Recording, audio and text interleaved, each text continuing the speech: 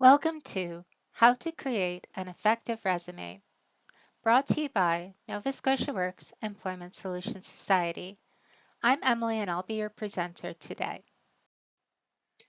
Today you'll learn everything you need to know to create and submit an effective resume that best reflects you and stands out to employers. You will learn why a resume is important, learn about the types of resumes, targeting your resume, a job objective versus a career profile, identifying your skills, creating skill statements, resume writing tips, common challenges, submitting your resume. We'll discuss automatic tracking systems or ATS, keeping track of your job search, and references.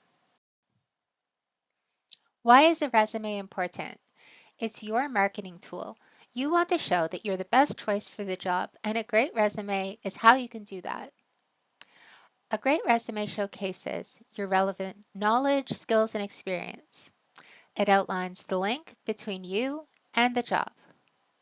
The more you know about your skills and abilities and the position you're applying for, the easier it will be to create a resume that will result in an interview and hopefully a job offer.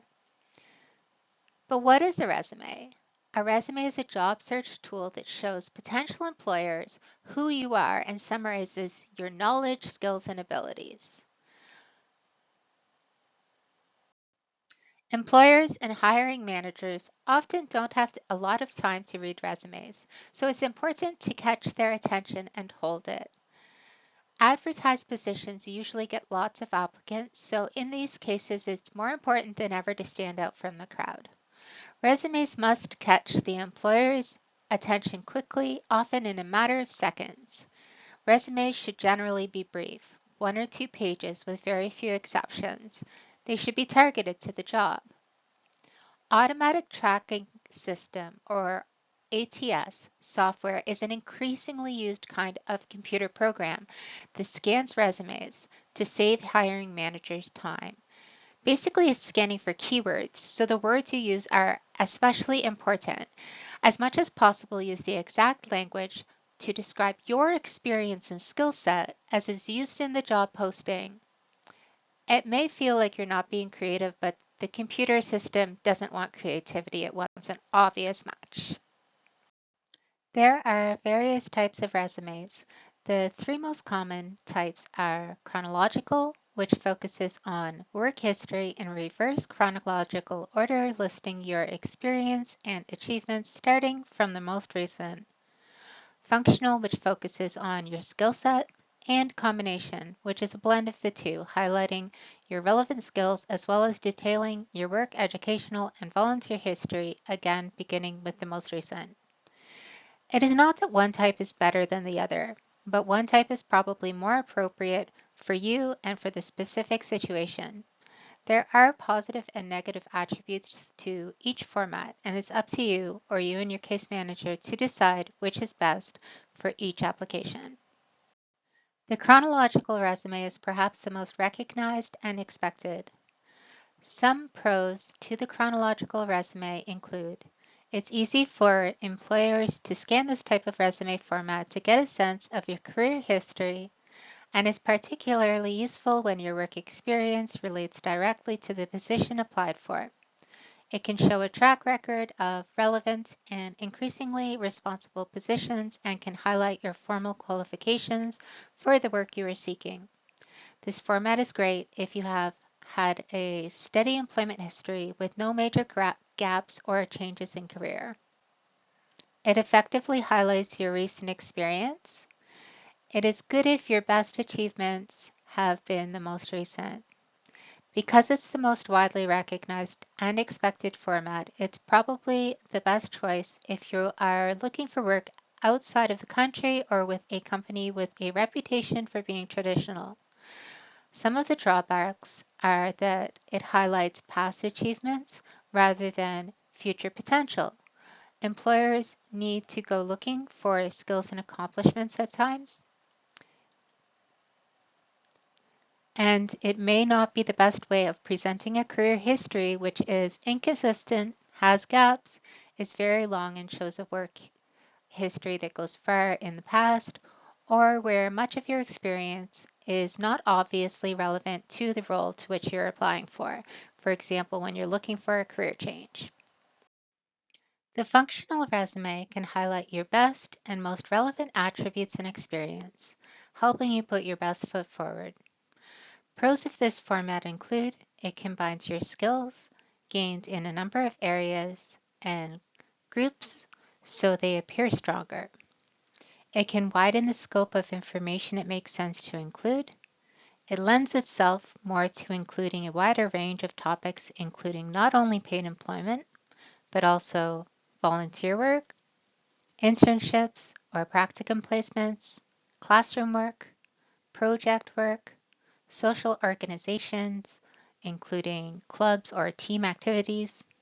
This format emphasizes what you have done and can do, rather than where or when you did it. It does not highlight employment gaps and can help downplay a lack of work experience and other potential problem areas. However, there are a few drawbacks. This format is not always well received by potential employers. Many employers believe that this resume format is designed to hide important background information which could be essential to the candidate's credibility or suitability, and it has the potential to read like a set of claims to abilities unlinked to verified sources of confirmation. However, as long as you list experiences that match your stated skill set, and especially if you have references lined up to attest to these, that's not so much as of a concern. Here we'll take a look at a third option, that of the combination resume. It's often the best to combine the other two options.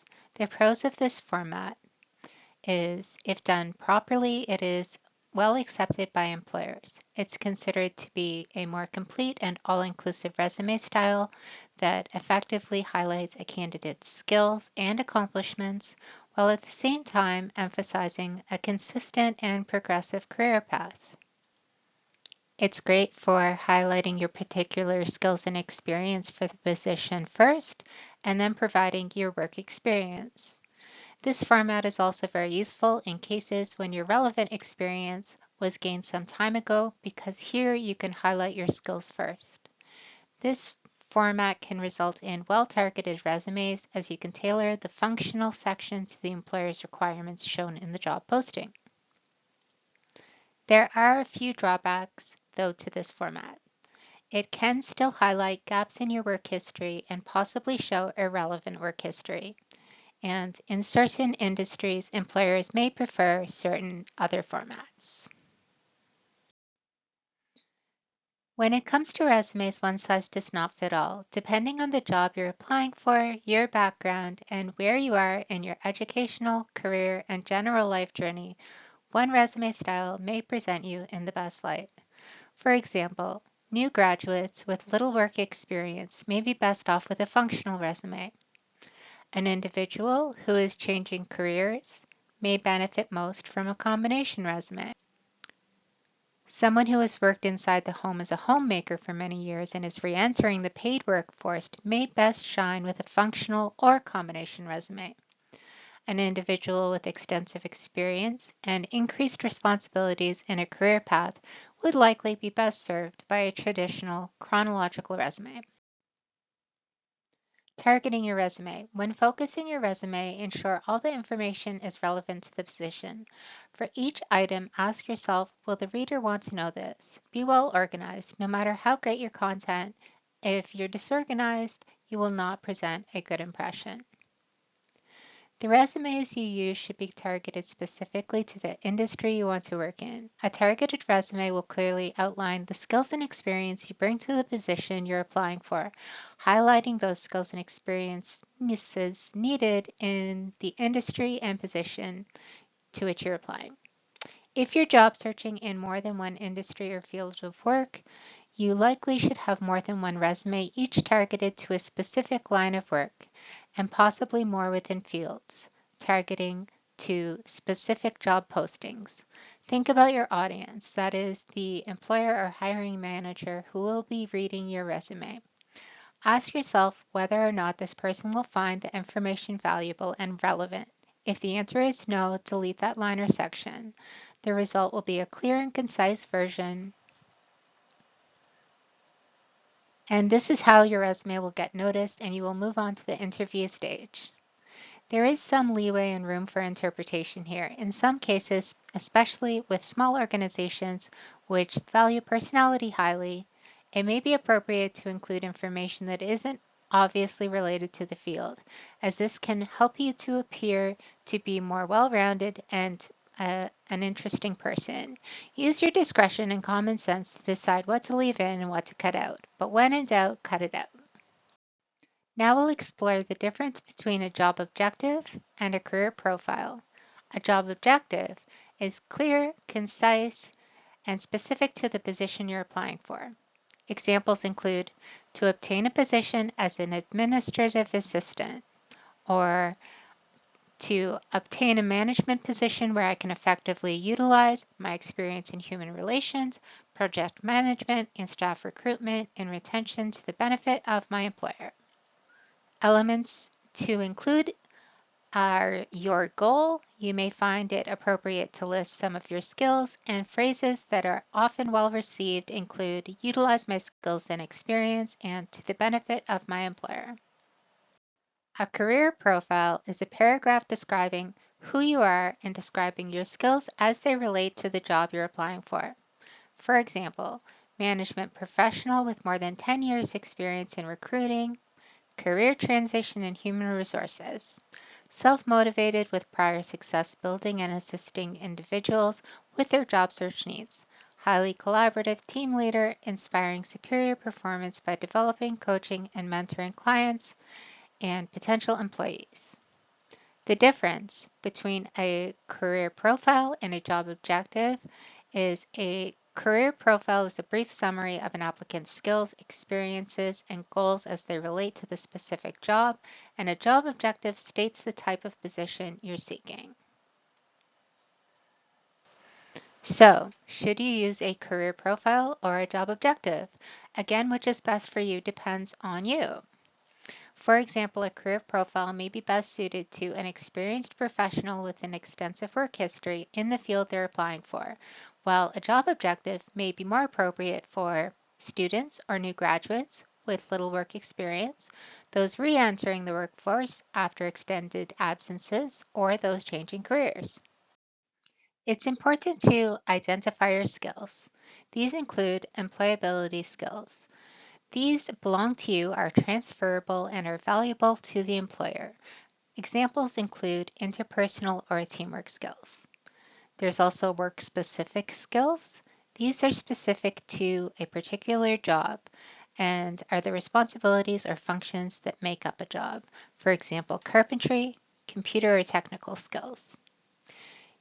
It's important to create your own skills inventory. You can do so by identifying your skills.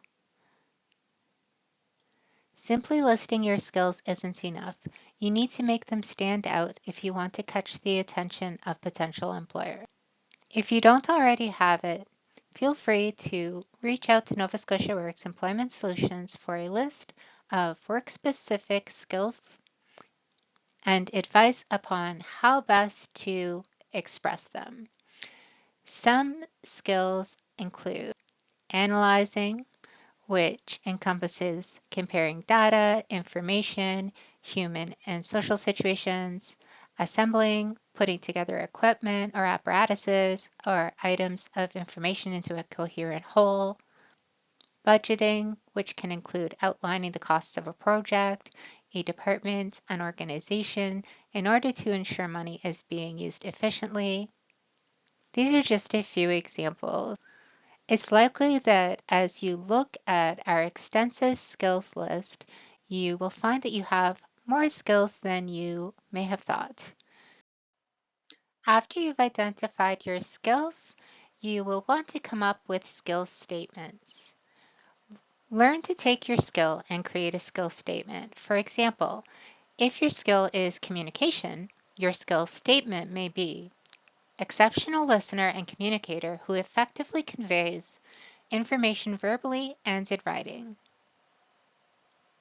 Employability skills, also known as transferable skills, may be used in many occupations regardless of the type of work. They are also called soft skills, and you can transfer them from one type of work to another without much training from the employer. They are fundamental personal and interpersonal skills used in almost every kind of work and are important to employers and to your success. These include teamwork skills, time management, problem solving, and attention to detail. Here's an example of a skills statement using a work-specific skill. So in this example, the work-specific skill is training staff.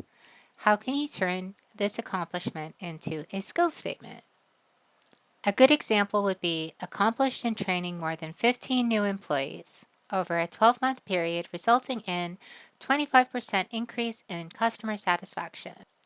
Potential employers are often impressed by tangible numbers and statistics. Even if you cannot provide these, you can still come up with a very good skills statement.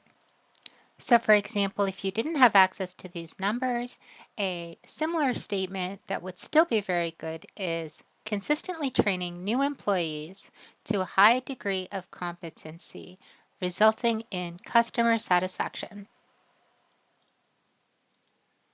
Employers usually screen job applicants on the basis of whether or not they have the required work-specific skills. This means when you're invited to a job interview, the employer has probably already decided that you have or can learn the necessary work-specific skills. When outlining your work experience, it's usually best to list your work history starting with your most recent employment. Include the dates of employment, job titles, and the name and address of the employer, and provide bullet point achievement statements under each job title. Some information you may wish to include on your resume are your contact information, this is very important, your career profile or employment objective, a skills summary, employment history, education, training and or professional development, volunteer activities and or community involvement, and more depending on you and the job. If you have an up-to-date LinkedIn profile, you may wish to include this as well. Here's some resume writing tips. Fill gaps or time off with volunteer work if possible. If that's not possible, be prepared to explain why there's a gap. Use clear fonts, Arial, Calibri, Times New Roman. Use a font size between 10 and 12. Be clear and concise, and don't crowd your resume. Use lots of white space. Common resume challenges include gaps in work history, minimal skills and experience, incomplete or no diploma, degree, or certificate, job relevant experience being from many years ago, international education and experience. All of these are surmountable. You may want to discuss your specific situation with your case manager, and if you don't have a case manager, we would be happy to sign you up with one. When submitting your resume, there are rules of thumb to keep in mind. Submit a cover letter with your resume. Follow the employer's preferred submission format, for example, in-person, email, or online. If submitting online, ensure the formatting is not lost. And we'll discuss ATS software momentarily, and this is important to keep in mind as well. Keep track of which resume version you send to each employer. Dress appropriately, especially if applying in person. And remember that a cover letter is meant to complement, not duplicate your resume. We have a whole other workshop on cover letters that you can check out. It's important to follow the employer's instructions carefully when submitting your resume. Not doing so can indicate that you can't follow instructions or won't follow instructions, and this can sometimes be a reason to screen out an otherwise appropriate applicant. So also, unless expressly instructed to do so, avoid faxing resume submissions as the presentation is often lost in transmission. So when you're submitting your resume by email, ensure that you follow the directions in the job posting.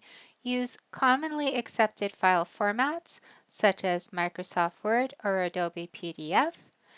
Now we're saying that Microsoft Word is generally best in case there's an ATS system involved, which we'll cover in a moment. But if you're sure that it's going to an individual, then a PDF is still fine. The subject line of the email message should include the position that you're applying for. Try sending it to yourself first to ensure that the formatting's not lost, and have an appropriately named email address. Usually this will include your name. Most employers will appreciate you merging the cover letter and resume into one document, but sometimes your cover letter can be cut and pasted and simply typed into the body of the email message. Follow the instructions, of course. And if there aren't instructions, it's perfectly fine to have your cover letter and resume be in one document. If you're sending your cover letter as an attachment, and same with your resume, it's still considered appropriate to include a brief message to the purpose of the email, but keep it very brief because you're sending along a lot of information. What is Applicant Tracking System, or ATS? It's a type of software that many companies use to streamline their hiring process. It's an automated system that screens job applicants, scanning their resumes for the right qualifications and picking which candidates to consider for an interview. These systems have quickly become the most common way for large companies and even some smaller companies to recruit candidates online. Anytime you apply for a job using an online portal, your resume will almost certainly be read by ATS software. Fortunately, applicant tracking systems are automated, which means you can learn to use them to your advantage. To do so, use targeted keywords. Use an ATS compliant resume template. For example, save in Word, not a PDF, and use simple formatting. Use an ATS compliant resume template. Use standard section headings. Use correct spelling and grammar. As a job seeker, you can no longer just create resumes for human eyes alone. While your resume should still look great to recruiters and employers, it first must pass the initial screening done by the ATS. You will need the right format and the right keywords and the right strategy for your resume. So, when do you use an ATS resume or ATS friendly resume? While you will almost certainly encounter applicant tracking systems throughout your job search, you don't always have to use ATS friendly resumes. You only need to do so when you're applying online. When you submit your resume, especially through an online portal, for example, your resume is almost certainly headed for an ATS. If you are submitting an application using an online job board, or especially if you're going around and handing out resumes in person, then you don't need a strictly ATS compliant resume. If you're sending your resume directly to a hiring manager over email, for example, or bringing a copy to an interview or to a store or business that you are wanting to work in, you can then use a more complicated resume template and more creative wording.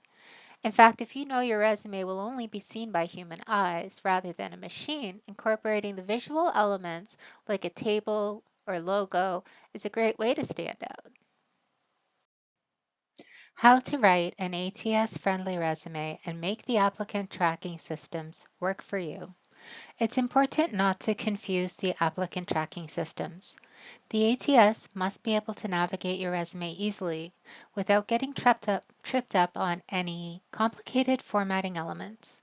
This means you need to use a simple ATS resume template. Unfortunately, Certain formatting tricks that look great to a human eye will confuse an ATS. If you have used a table to organize any lists, for example, you should remove that. Symbols, logos, and tables may be difficult for the ATS to navigate. Headers and footers can also cause problems. Anything you could put in a header or footer, like your name and contact information, should be placed in the main body of the resume where it is easy for the ATS to scan and understand it. It might be difficult to let go of the formatting touches that you've worked hard on, but anything that the ATS might not be able to understand should be removed. Of course, the resume you create for ATS applications doesn't have to be your only resume. In fact, it shouldn't be. Anytime you know your resume will be seen by a person, not a program, feel free to send a more stylish resume with graphics and images. Maintain two resumes, one for the ATS and one for more general applications. Use standard section headings. It's important to call your work history, and your education, education. Applicant Tracking Systems use section headings to navigate your resume, to properly categorize your skills and experience.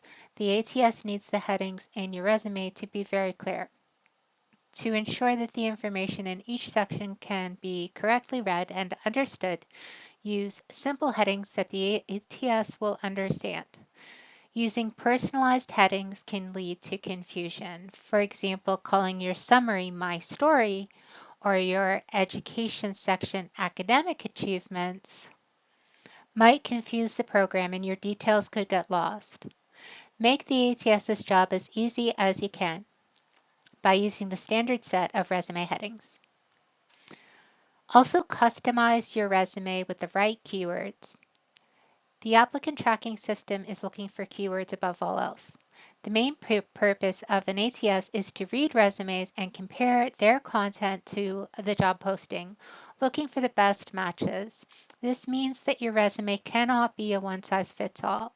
It must be tailored for each position you apply to. To do this, carefully read the job description. The job posting will have a description of the responsibilities the job requires and also the qualifications and experience the company is looking for. These are the keywords that the ATS will be looking for.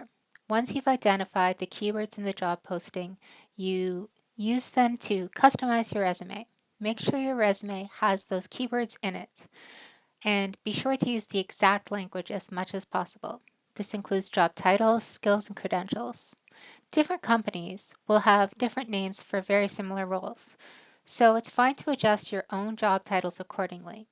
Don't lie, you should only include skills and positions that you have and have held, but make sure you use the same language as the posting. For example, if a job posting asks for experience with point of sale systems, make sure to write point of sale systems in your resume, not POS systems or point of purchase. Your resume must have the exact keywords in order to make ATS work for you. A great place to include keywords in your resume is the skills section. This is where you can list core skills and abilities, usually presented in a simple bulleted list. A skills section is a concise and well-organized way to list your specialties.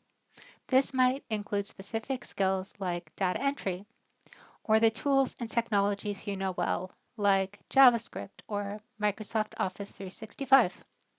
Any skill that you share with the job posting should be listed here. A skills section is an excellent way to make sure you are using all the right keywords in a way that fits in the resume organically and is easy for the ATS to read. Use full acronyms and titles. You shouldn't take any chances by using only acronyms or abbreviations. Your resume must be easy to understand as possible. And be cautious of using acronyms. So even if an acronym is very common, like JS for JavaScript or PRO for Public Relations Officer, The ATS might not understand this in context. To be safe, include either the full title in your resume, for example, Chief Marketing Officer, or ideally use the full title followed by the initials in brackets. So Chief Marketing Officer, bracket, CMO, bracket. It is best to avoid synonyms for this reason as well. The ATS will be looking for very specific words, and a similar word might not be caught. Use the exact phrasing from the job description. If the job posting asks for experience using Microsoft Excel, your resume should say that you have experience with Microsoft Excel, not proficient using spreadsheet software. Be specific and targeted in your word choice. More on how to write an ATS-friendly resume and make the applicant tracking system work for you. Check your spelling and grammar. Follow up with the employer, and apply even if you aren't quite qualified. Of course, spelling and grammar, this advice applies to all resumes, and it bears repeating in the context of ATS applications. A typical employer or hiring manager will be fully prepared to throw out any resume with a spelling mistake, but with an ATS, your resume won't even get that far, where a human can at least guess your meaning from a misspelled word. An ATS will simply fail to recognize the keyword and, in all likelihood, reject your application. The ATS is looking for matching keywords and relevant headings, so a misspelled word won't even register as a match, even if you're perfect for the job. Careful proofreading can be the difference between a successful ATS-friendly resume and instant rejection. Following up with the employer. Don't let the ATS cause you to forget the human touch. Just because the employer has decided to use automation to streamline their candidate search doesn't mean you have to act like an automaton yourself. Finding a way to show your enthusiasm and personality can leave a lasting impression. Following up after you send in your application is a great way to do this. Reaching out to the employer, whether it's through email, a networking event, by connecting on LinkedIn, or by following up with a phone call. These are all great ways to introduce yourself and show that you are enthusiastic about the position. Even when you're applying with ATS, personal connection goes a long way. If you can't connect with the hirer directly, reach out to someone else within the organization, as this can lead to your application getting a second look. Use your network to send a note and make it clear that you're excited about this opportunity. If you succeed in making an impression this way, the employer may make a point of finding your application in the ATS and giving it a look. Apply even if you aren't quite qualified. You might think that because an ATS is taking your application, your qualifications must be 100% match with the job.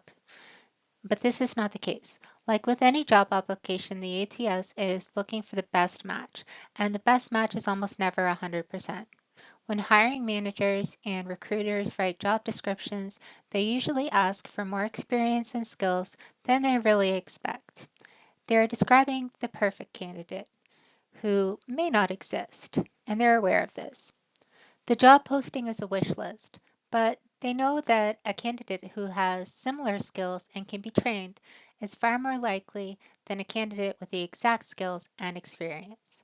Just because you aren't a perfect match doesn't mean you aren't the best possible match at this particular time.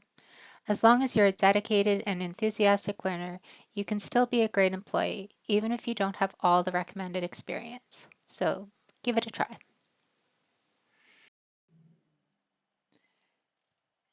Keep track of your job search. It's very helpful to be organized in this way. Use a job search template to record the date that your resume was sent to an employer, who you sent it to, and what position you applied for. You can use a document like our job search record.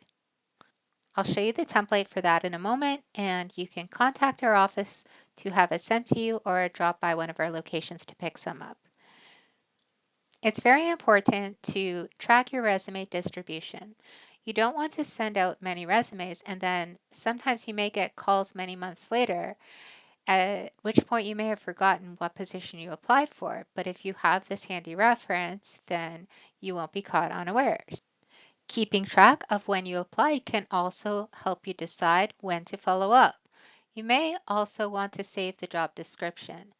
This can be very useful to have because you may be called in for an interview, by which time the employer may have taken the job description offline. So the job description is very useful when preparing for and going to the interview. It's a good idea to download or screen capture it and keep it organized and easy to find. Here is what the job search template looks like.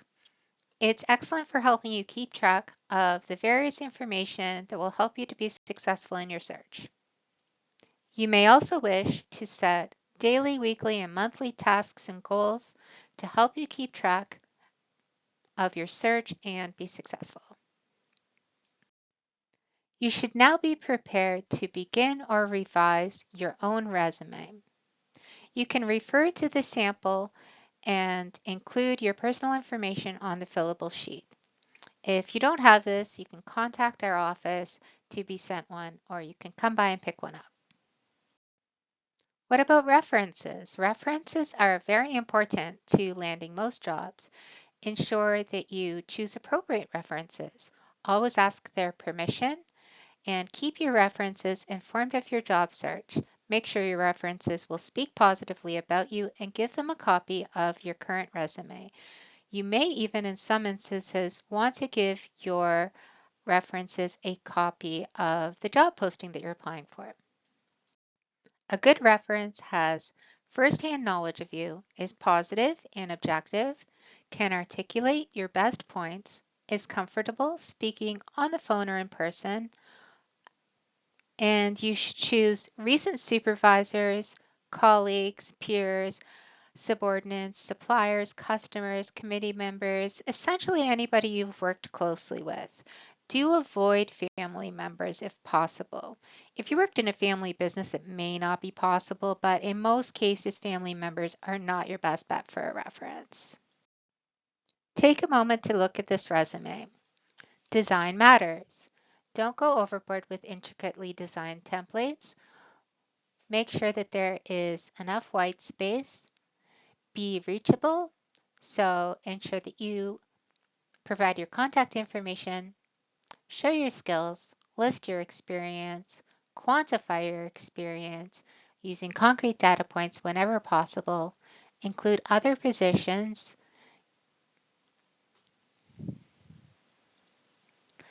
list your degrees, diplomas, and certifications. You may want to add some color and limit your resume to 1 to 2 pages at most. As for the color, this is a little controversial, but it's fine, especially if you're 100% sure that this is going to a person and not an ETS system, and you keep in mind that it must be easy to read. So I've seen examples of yellow writing on white paper. It was very hard to read. That's an example of something you don't want to do.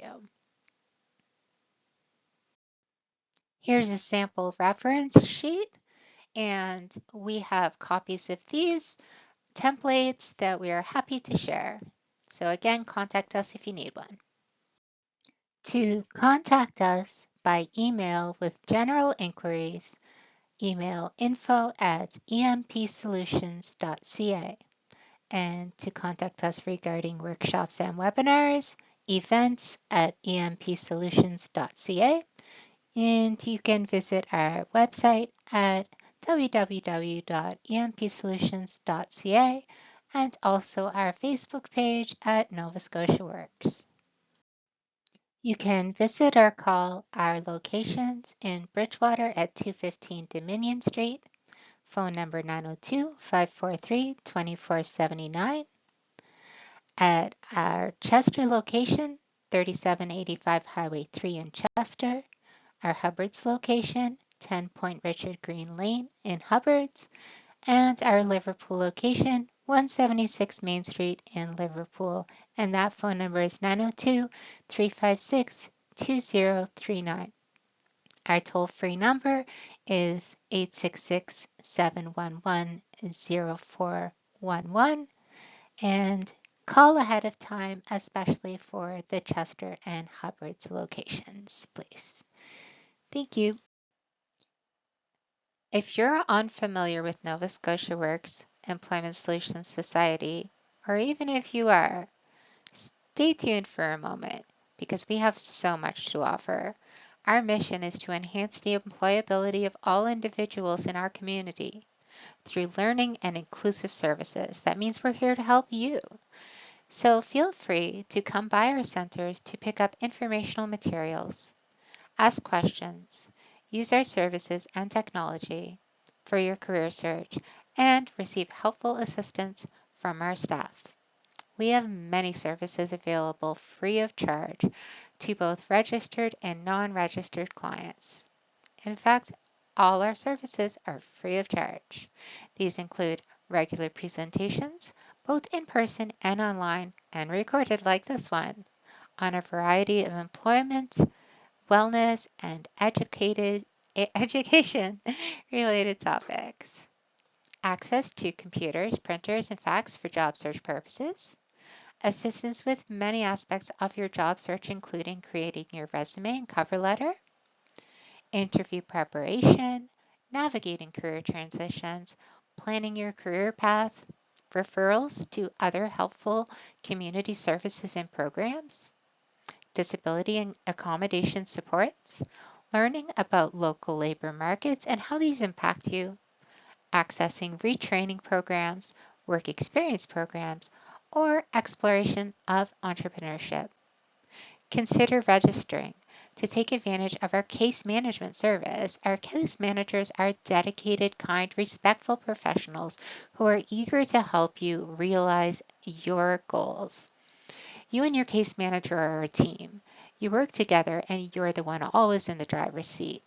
Think of the case manager as a helpful guide who will assist you to determine and reach your goals. You're always empowered and in charge of the process. Even if you feel confident that you know how to job search, their assistance and support can still be very valuable. Your case manager can help you to determine if you're eligible for various funding programs which you may be interested in, and they can also assist you to navigate those application processes. They also often know about jobs that aren't posted publicly and can help you to work out any uncertainty you may have regarding where you want to go and how best to get there. Even the best writers, including of resumes and cover letters, sometimes make little errors, and having a second or third set of eyes on your documents can make or break an application. Also, as I mentioned, all our services are free, so sign up today. You have nothing to lose and so very much to gain. So contact us at Employment Solutions Society for additional assistance.